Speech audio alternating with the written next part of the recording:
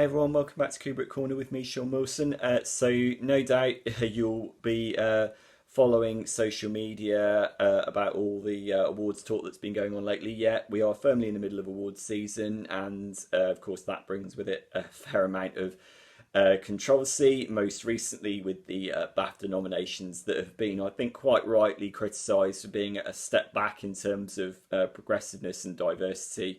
Obviously, prior to that, we had the Golden Globe Awards. I mean, the Golden Globes, as voted for by the Hollywood Foreign Press Association, are often a load of like fatuous nonsense. Anyway, I mean, these are the guys that 10 years ago recognised Tim Burton's Alice in Wonderland and the Christina Aguilera Cher movie Burlesque. I mean, need I say more, frankly, about the credibility of the Golden Globes? But I mean, even within the Golden Globes, there were some interesting surprises. The most notable being that Netflix didn't emerge as the awards tour de force that many people were expecting. I mean, they had, I believe, 17 nominations in the film category and 17 nominations in the television category, because that's how the Golden Globes work. They split it between film and TV, which the Oscars and the BAFTAs don't do.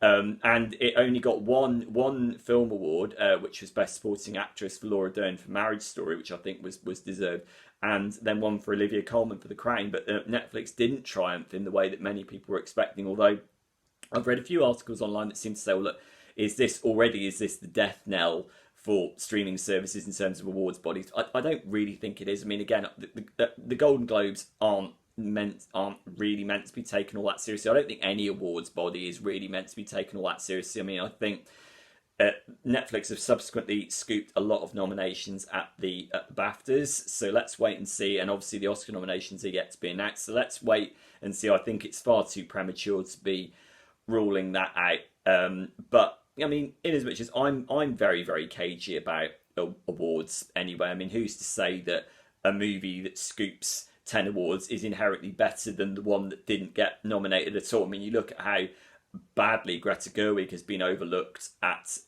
the Globes for Little Women. In fact, she's come out with a brilliant response on social media, which you can go out and look at. There was a great riposte to how she was kind of overlooked. That's a real shame. So, in as much as no movie awards bodies are kind of really worth taking that seriously. I mean, also within the Golden Globes, you've also got, there was Missing Link was the surprise winner of the Best Animated Film category. It beat Disney's Frozen 2, and it also beat Disney Pixar's Toy Story 4. So if that were to go on and repeat the same trick at the BAFTAs and the Oscars, that would be probably one of the most interesting things. The relatively humble stop motion movie from Laika beating that sort of two Disney powerhouses. That would be kind of interesting. But I mean, let's be honest. I mean, movies don't win awards. PR campaigns do. If a movie or a person wins an Oscar, it's because somebody has gone out and stumped for them. That doesn't necessarily mean that that film or that person is deserving of that particular award. I mean, the film history is littered with very very foolish instances of this. I mean, you think back to one of my sort of least favourite Oscar wins was 1998, when Shakespeare in Love kind of cleaned up, as largely as a result of Harvey Weinstein orchestrating a very very aggressive bullying PR campaign behind the scenes, which kind of makes my point. But Gwyneth Paltrow winning Best Oscar, really? Was Gwyneth Paltrow the best actress that year? No, of course she wasn't. I mean, that was the year that Cate Blanchett was in Elizabeth, Emily Watson was in Hilary and Jackie. Gwyneth Paltrow did not deserve that, and I kind of used that as my kind of bellwether of how seriously or not to take the Oscars. I mean, every now and then, I think the Oscars do something that's great. I mean, giving Jordan Peele the Best Original Screenplay Oscar for Get Out, great. Not only because he was the first African American person to win it, but also the fact that was a horror movie, or a horror comedy movie, that won for its screenplay. I mean, that's very very unprecedented within the Oscars, because they are very very snooty towards genre cinema like that. So I thought that was really great. So it remains to be seen what's going to transpire. I mean, my own point of view, I'm aware this will go out of date with the advent of the Oscar nominations on the 13th of January.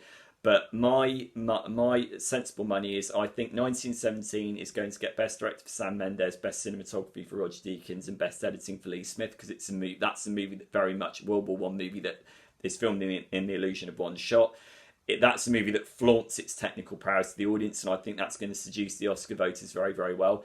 I think Once Upon a Time in Hollywood is going to get Best Picture, Best Original Screenplay for Tarantino, Best Supporting Actor for Brad Pitt, because in terms of the screenplay, Tarantino's got past form with that. He won that for Pulp Fiction and Django Unchained, and I think in terms of giving it Best Picture, Once Upon a Time in Hollywood is a movie that reflects upon the nature of the movie industry. The Oscars love all that. You think of the likes of Sunset Boulevard.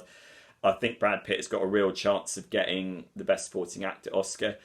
Frankly, I'd rather Best Original Screenplay went to Knives Out for Rian Johnson, because that's a terrific film. It's so well written. I don't really know how much of a chance he's got when Quentin Tarantino is contending.